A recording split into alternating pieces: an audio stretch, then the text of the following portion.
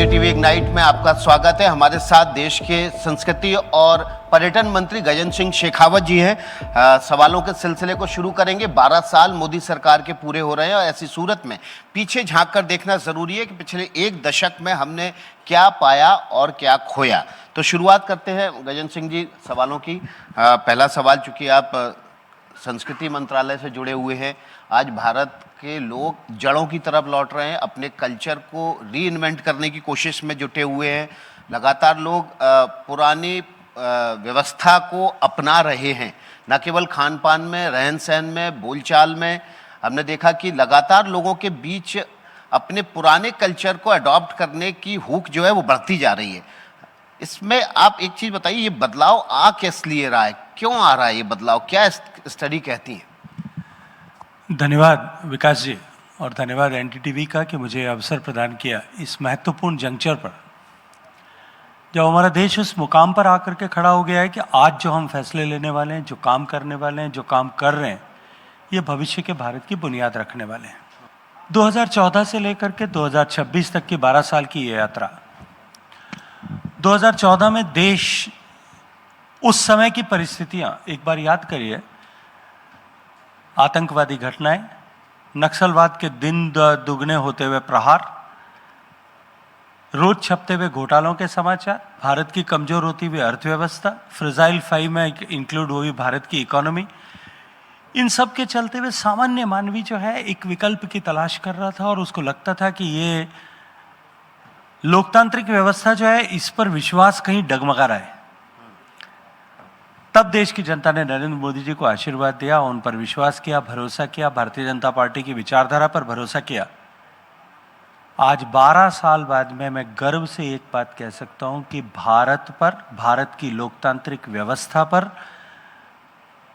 जो लोगों का विश्वास डगमगा रहा था वो वापस पुनः स्थापित हुआ है। सरकार के 12 साल पूरे हुए हैं। इन 12 सालों में अगर मैं आपसे पूछूं कि आपके मुताबिक 12 ऐसे फैसले केंद्र सरकार के जिसने आम आदमी के जीवन में बदलाव लाया। देखिए, सामान्य मानवी के जीवन में परिवर्तन लाने की जितनी योजनाएं थी, मैं उनकी बात करूंगा तो लंबा होगा। मैं एक विषय आपके सामने रखता हूं जो उन सारे इन 12 फैसलों की जड़ जो है। पहला,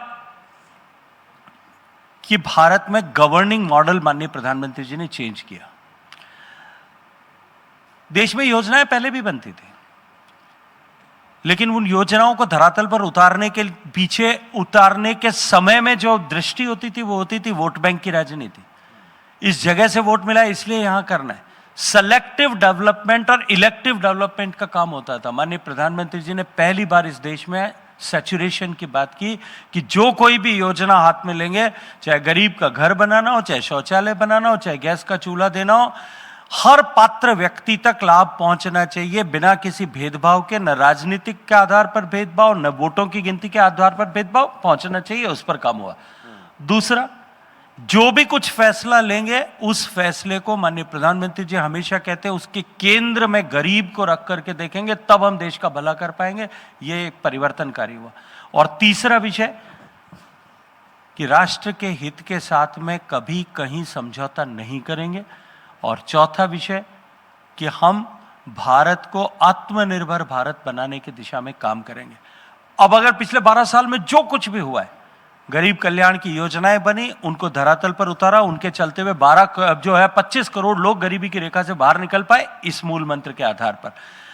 देश के हित में, देश के हितों के साथ में समझौता किए बिना फैसला लेंगे, कड़े फैसले करेंगे, बड़े फैसले लेंगे, जीएसटी का कानून लागू करेंगे, चाहे डिमोनेटाइजेशन करेंगे, उस दृष्टिकोण से उसको केंद्र में रखते हुए करेंगे। उसका प्रभाव आज पूरे देश में दिखाई देता है।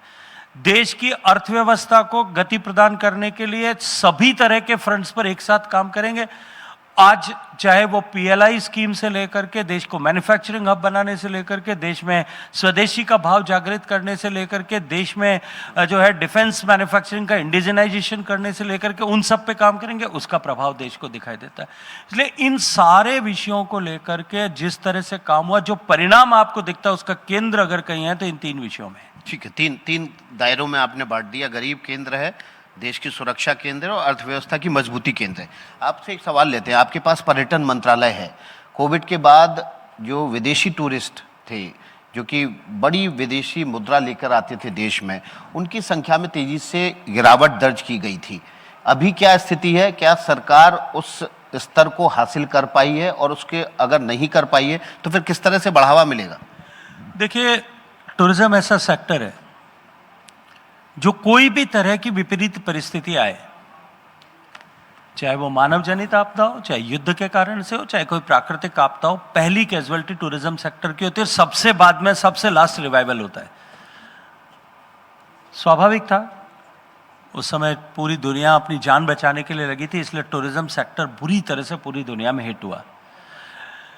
लेकिन भारत उन देशों में से एक है, गिने चुने देशों में से, जिसने सबसे तेजी से अर्थव्यवस्था का रिवाइवल किया। वी शेप रिकवरी हुई और टूरिज्म की रिकवरी भी सबसे तेजी से हुई। आज हमने प्री कोविड बेंचमार्क जो 2019 का जिसको मानते हैं, लगभग उसके पास में हम पहुंच गए। लेकिन अमेरिका ईरान का युद्ध भड़का तो क्या उसका असर भी टूरिज्म पर आया? मैं अपनी बात पूरी करूं, इसका भी उत्तर दूंगा। लेकिन क्योंकि पिछले 12 वर्ष में भारत की अर्थव्यवस्था बहुत तेजी के साथ में बढ़ी, हमारी अर्थव्यवस्था का साइज दुगना हो गया, पर कैपिटा इनकम बढ़ी, गरीब कल्याण की जिन योजनाओं का हमने जिक्र किया उसके कारण से 25 करोड़ लोग गरीबी की रेखा से बाहर निकल गए। सरकार ने टैक्स में जिस तरह से राहत दी, सरकार ने महंगाई को जिस तरह से 12 साल तक काबू करके रखा, उसके चलते हुए देश में मध्यम वर्ग के जेब में डिस्पेंसेबल इनकम बढ़ी। तो भारत जो है उसमें डोमेस्टिक ट्रैवल एक्सपोनेंशियली बढ़ा। पिछले एक वर्ष में भारत में डोमेस्टिक ट्रैवल करने वाले लोगों की संख्या, डोमेस्टिक ट्रैवल ट्रिप्स, अगर ट्रैवल ट्रिप करता हूं तो आप में या हम कोई घर से बाहर निकले किसी भी पर्पस के लिए, लीजर हो सकता है, सोशल हो सकता है, वेडिंग हो सकता है, मेडिकल हो सकता है, कोई भी कारण के लिए हम घर से बाहर गए, एक दिन तक घर से बाहर कहीं निवास किया, होटल में रुके और वापस लौटे, एक दिन हो सकता है, 2 दिन हो सकता है, 3 दिन हो सकता है, बाहर लौटे, वो ट्रिप्स की संख्या जो है वो 300 करोड़ है। पूरी दुनिया में कहीं ऐसा नहीं हो सकता कि 300 करोड़ लोगों ने ट्रैवल किया, और इस 300 करोड़ में जो है वो कुंभ के 66 करोड़ सम्मिलित नहीं है। इसलिए निश्चित रूप से भारत में ट्रैवल और टूरिज्म बहुत तेज गति के साथ में आगे बढ़ा है। आपने ईरान अमेरिका, ईरान इजराइल युद्ध की बात की, मैंने पहले भी कहा कि कोई भी युद्ध होता है उसका प्रभाव होता ही है। पूरी दुनिया के टूरिज्म पे ईरान और जो ये वेस्ट एशिया क्राइसिस है इसका प्रभाव भी होगा, रशिया यूक्रेन के बीच में युद्ध हो रहा है उसका प्रभाव भी होगा, एनर्जी क्राइसिस का प्रभाव भी होगा। लेकिन फिर मैं कहूंगा कि भारत उन सौभाग्यशाली देशों में से एक है जिसकी डोमेस्टिक ट्रैवल एंड टूरिज्म की इतनी बड़ी ताकत है कि हमारी इंडस्ट्री पे इसका कोई इंपैक्ट नहीं आएगा। मतलब विदेशी पर्यटक आए ना आए, देसी पर्यटक इतना बड़ी तादाद में ट्रैवल कर रहा है कि उसका असर आपकी इंडस्ट्री पे नहीं के बराबर है। बिल्कुल, मैं फिर कहूंगा आपको, हमारी टोटल टूरिज्म की जो number of tourist which travels in India, हालांकि आंकड़ों की जब बात करते हैं कोई कहता है कि थाईलैंड में ज़्यादा नंबर आते हैं, दुबई में ज़्यादा आते हैं। मैं उनको कहता हूं कि जो थाईलैंड में आते हैं वो थाईलैंड में दो रात रुकते हैं, तीसरे दिन निकल जाते हैं। दुबई में आते हैं वो वीकेंड ट्रैवलर होता है। भारत में जो ट्रैवलर विदेश से आता है वो कम से कम 10 दिन रुकता है, एवरेज स्टेज मिनिमम 10 डेज है। हमारे यहाँ आते 2 करोड़ लोग होंगे लेकिन 10 दिन रुकते हैं, 20 करोड़ नाइट्स हमको मिलती हैं। उनके यहाँ 4 करोड़ आते हैं, 3 दिन रुकते हैं, 12 करोड़ नाइट्स मिलती हैं। हम इसको और बढ़ा सकते हैं, लेकिन इस 2 करोड़ के सामने भारत में 300 करोड़ भारतीय ट्रैवल कर रहे हैं। और कुछ हद तक मैं मानूंगा कि भारत के डोमेस्टिक ट्रैवल पोटेंशियल के इस गति के साथ में एक साथ उछाल आने के चलते हुए हमारा हॉस्पिटैलिटी इंफ्रास्ट्रक्चर दबाव में आ गया। हमारे पास नंबर ऑफ रूम्स जितनी रिक्वायरमेंट है उससे कम है। हालांकि उसके लिए भारत सरकार ने इंसेंटिव्स दिए हैं, राज्य सरकारों में इंसेंटिव देने की लगभग होड़ मची है, और बहुत तेज गति के साथ में इंफ्रास्ट्रक्चर, हॉस्पिटैलिटी इंफ्रास्ट्रक्चर, होटल के रूम्स, कन्वेंशन सेंटर्स, ये सब बन रहे हैं। लेकिन आज उसके कारण से जो दबाव है उसकी कॉस्ट बढ़ी है, उसने कुछ हद तक बजट क्लास विदेशी टूरिस्ट के भारत में आने पर थोड़ा बाधा उत्पन्न की। जी, मैंने देखा आपने स्काई डाइविंग की थी, एडवेंचर स्पोर्ट्स में आप काफ़ी दिलचस्पी रखते हैं, आपकी बिटिया भी एडवेंचर स्पोर्ट्स में है। क्या भारत में वो पोटेंशियल है कि वो वर्ल्ड हब बन जाए एडवेंचर स्पोर्ट्स का? देखिए, भारत में पहले पूर्ववर्ती काल में जो है, आपसे पहले, आज से अगर मैं 8-10 साल पहले की बात करूं, भारत में टूरिज्म का मतलब मॉन्यूमेंटल टूरिज्म था। अभी क्योंकि कोविड के बाद में जिंदगी की तरफ देखने का नजरिया पूरी दुनिया का बदल गया, भारतीयों का भी बदल गया। हम भी अपने अगर समाज में, परिवार में देखें, हमारे पूर्वज, हमारे माता पिता जिस तरह से सोचते थे, हमारे बच्चे उस तरह से नहीं सोचते। पहले होता था पैसा बचाना है, जिंदगी में कोई रिस्क नहीं लेना है, और जो है पैसा है तो भी कम खर्च करना है। अभी आजकल के बच्चों का, आजकल की जनरेशन का वो स्वभाव नहीं है। They are looking for more and more experiences, नए एक्सपीरियंस चाहिए। सो अब हमने एक्सपीरियंस बेस्ड ट्रैवल कैसे बने। भारत पे उसमें सब तरह की क्षमता है। बर्फ के पहाड़ जहाँ स्कीइंग हो सकती है, वहां से लेकर के पैराग्लाइडिंग से लेकर के और कयाकिंग तक सब तरह की सुविधा है। भारत में जंगल based tourism, agriculture based tourism, nature based tourism, water based tourism, जो है कोस्टल टूरिज्म, और उसके अलावा culture based tourism, cuisine based experience tourism, ये सब भारत के में विविधता के साथ में, प्रचुरता के साथ में मौजूद है। इसलिए नए एक्सपीरियंस बेस्ड टूरिज्म के साथ साथ में इस तरह के एडवेंचर बेस्ड टूरिज्म पर भी हमने काम करना शुरू किया है। आपने देखा, जब 2 साल पहले हमने भारत में पहली बार स्काई डाइविंग फैसिलिटी नारनौल में शुरू किया, आज उज्जैन में हो रही है, गोवा पे उस पर काम हो रहा है, देश के अनेक स्थानों पर उस पर काम हो रहा है। इसके अतिरिक्त भी एडवेंचर बेस्ड टूरिज्म के डिफरेंट डेस्टिनेशन भारत में डेवलप हो रहे हैं, और माननीय प्रधानमंत्री जी के मार्गदर्शन में, उनकी प्रेरणा से देश में 50 नए ग्लोबल स्टैंडर्ड के आइकॉनिक डेस्टिनेशंस बनाने की प्रक्रिया हमने प्रारंभ कर दी। 12 साल मोदी सरकार के पूरे हुए हैं। गजेंद्र सिंह जी, आपने एनडीटीवी के लिए वक्त निकाला, एनडीटीवी इग्नाइट के लिए आपने वक्त निकाला। जो बातें आपने कही हैं उसको आने वाले समय में हम उसको जरूर टेस्ट करेंगे और जनता को हम बताएंगे कि जो गजेंद्र सिंह जी ने यहाँ पर वायदे किए हैं वो जमीन पर उतरे हैं कि नहीं उतरे। बहुत बहुत शुक्रिया। देखिए, मैं अंत में इतनी सी बात कहूंगा कि भारतीय जनता पार्टी का चरित्र यह है कि हम जो कहते हैं वो करते हैं, और नरेंद्र मोदी जी का संकल्प यह है कि जो कहा है वो करेंगे, तय समय में करेंगे, समय से पहले करेंगे। ये संस्कृति भारत में माननीय प्रधानमंत्री नरेंद्र मोदी जी ने स्थापित किया है। बहुत बहुत शुक्रिया गजेंद्र सिंह। एक महिला कब सशक्त यानी एम्पावर्ड होती है? जब वो सुरक्षित, सम्मानित और स्वस्थ रहे। साल 2014 में प्रधानमंत्री नरेंद्र मोदी ने लाल किले के प्राचीर से दिए अपने पहले भाषण में महिलाओं को आगे रखने की बात कही थी। आज 12 साल बाद देश में महिलाएं सिर्फ लाभार्थी नहीं हैं, देश में विकास का नेतृत्व भी कर रही हैं। नारी शक्ति और सरकार की प्राथमिकताओं पर बात करने के लिए इस वक्त हमारी खास मेहमान मंच पर है। बहुत शुक्रिया, आपने इस महत्वपूर्ण विषय पर और इस मौके के लिए वक्त निकाला है। अनुप्रिया जी, अब सरकार का विजन, सीधे आपके मंत्रालय पर आती हूँ। सरकार का विजन रहा सिक केयर से वेलनेस की तरफ जाना, और इन 12 सालों में आपने बहुत कुछ अचीव भी किया है आपके मंत्रालय ने। तो इस पैराडाइम शिफ्ट में जो बीच का फोकल पॉइंट रहा, उसकी रणनीति आपकी क्या रही कि आप लोगों ने इतने कम वक्त में इतना सब कुछ अचीव किया? देखिए, आपने सही कहा, सिक केयर टू वेलनेस। पहले जब देश में स्वास्थ्य की बात होती थी तो हमारी अप्रोच, हमारा फोकस रहता था कि बीमार व्यक्ति को ठीक कर देना है। लेकिन अब हमने अपने इस पर्सपेक्टिव को चेंज किया है, और हमारी जब नई स्वास्थ्य नीति आई तो हमने कहा कि हम कॉम्प्रिहेंसिव हेल्थ केयर की बात करेंगे। तो अब हम प्रिवेंटिव की बात भी करते हैं, प्रोमोटिव की बात भी करते हैं, क्यूरेटिव यानी उपचार, और उसके आगे हम रिहैबिलिटेटिव और पैलिएटिव की बात भी करते हैं। तो सिक केयर से वेलनेस की जो ये यात्रा है, इसमें बहुत सारी बातों का आपको ध्यान रखना है, क्योंकि हमारा लक्ष्य है यूनिवर्सल हेल्थ कवरेज। तो इसलिए जो हमारे प्राथमिक और स्वास्थ्य केंद्र हैं, जो सेकेंडरी हेल्थ केयर है, जो टर्शरी हेल्थ केयर इंस्टीट्यूशंस हैं, जितना भी हमारा स्वास्थ्य का आधारभूत ढांचा है उसको मजबूत भी करना है। जो हमारी जनता जिसे फाइनेंशियल प्रोटेक्शन की ज़रूरत है वो भी हमने उपलब्ध कराना है। जन औषधि केंद्र या अमृत फार्मेसी जैसे जो हमारे प्रयोग हैं उसके ज़रिए सस्ती दवाएं भी उपलब्ध करानी है। तो कुल मिलाकर सरकार का जो खर्च है स्वास्थ्य के ऊपर वो लगातार बढ़ रहा है, और आम आदमी की जेब से होने वाला खर्च घट रहा है। हमारे एक प्राथमिक स्वास्थ्य केंद्र के रूप में आयुष्मान आरोग्य मंदिर है, जहां अब हम एक 12 सर्विसेज का पैकेज देते हैं।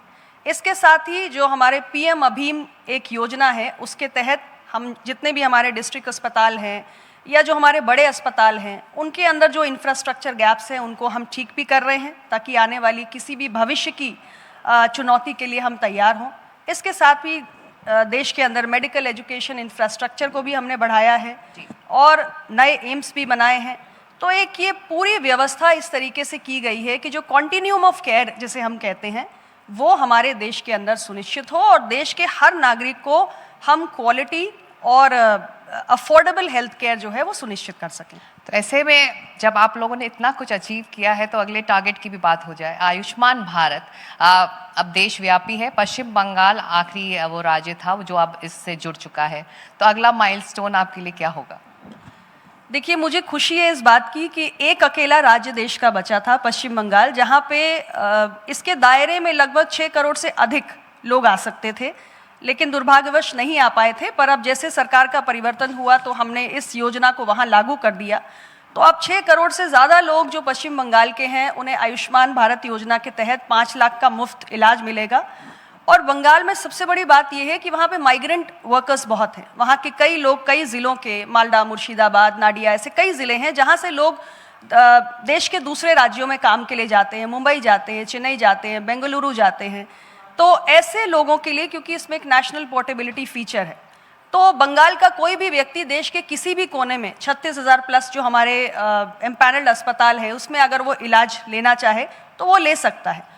और इसके साथ ही क्योंकि पश्चिम बंगाल में भी अब बहुत सारे हमारे गवर्नमेंट फैसिलिटीज़ हैं या प्राइवेट अस्पताल हैं जो एम्पैनल होंगे, तो उस पूरे रीजन को अगर हम देखें, जो ईस्टर्न रीजन है, जो नॉर्थ ईस्टर्न रीजन है, हमारे आयुष्मान भारत का जो बेनिफिशियरी बेस है वो आज लगभग 62 करोड़ से अधिक हो गया। बंगाल की जनसंख्या जुड़ने के बाद 15.5 करोड़ लोग उसी क्षेत्र के हैं, तो उनके लिए भी पश्चिम बंगाल में जितने अस्पताल हैं, आसपास के इलाकों के लोगों के लिए भी वहाँ पर स्वास्थ्य की सुविधाएं अब मिल सकती हैं। तो एक बहुत बड़ा परिवर्तन है हेल्थ प्रोटेक्शन देने की दृष्टि से, कि लोगों को सेकेंडरी और टर्शरी हेल्थ केयर, जो उनको गंभीर बीमारियों के इलाज के लिए एक 5 लाख का सुरक्षा कवच चाहिए था, वो आज इस योजना के तहत पश्चिम बंगाल के लोगों को मिल रहा है। अब मैं आपके मंत्रालय से महिलाओं को जोड़ना चाहूँगी, क्योंकि हमारे सेशन का नाम नारी शक्ति है। अब 2014 का मैंने जिक्र किया जब अपने इंट्रो में, जब प्रधानमंत्री ने अपना पहला भाषण दिया था, उन्होंने महिलाओं की गरिमा को स्वच्छ मिशन से जोड़ा था और एक तरह से नींव पड़ी। चाहे शौचालय हो, चाहे तमाम योजनाएं हो, जल जीवन मिशन हो, उज्ज्वला का योजना हो, ये तमाम योजनाएं महिलाओं से जुड़ी और एक तरह से महिलाओं को बेहतर स्वास्थ्य के लिए भी प्रेरित किया इन योजनाओं ने। तो ऐसे में एक महिला की उड़ान जो है, उसके सपनों की उड़ान तभी संभव है जब वो स्वस्थ रहे, और ये आधार बन रही हैं उन महिलाओं के लिए जो तमाम इनिशिएटिव ले रही हैं और नेतृत्व कर रही हैं आर्थिक विकास के लिए। आपने बिल्कुल सही कहा। हम हमेशा से सुनते आए हैं पहला सुख निरोगी काया, और हमारे सरकार में हमारे मंत्रालय के तहत हमने एक स्लोगन दिया, स्वस्थ नारी सशक्त परिवार। और महिलाओं का स्वास्थ्य, बच्चों का स्वास्थ्य, ये हमारे मंत्रालय की और हमारे सरकार की प्राथमिकता है। मुझे बहुत खुशी है ये कहते हुए कि प्रधानमंत्री नरेंद्र मोदी, उन्होंने लाल किले के प्राचीर पर खड़े होकर शौचालय की बात की, स्वच्छता की बात की, और उसे नारी गरिमा और सम्मान से जोड़ा। लेकिन मैं इसके एक कदम आगे जाकर कहूँगी कि करोड़ों शौचालय जो हमने बनाए स्वच्छ भारत मिशन के तहत, गरिमा, सम्मान, सुरक्षा के साथ साथ नारी के बेहतर स्वास्थ्य का ये शौचालय आधार बने हैं। आज आप भी एक महिला हो, मैं भी एक महिला हूँ।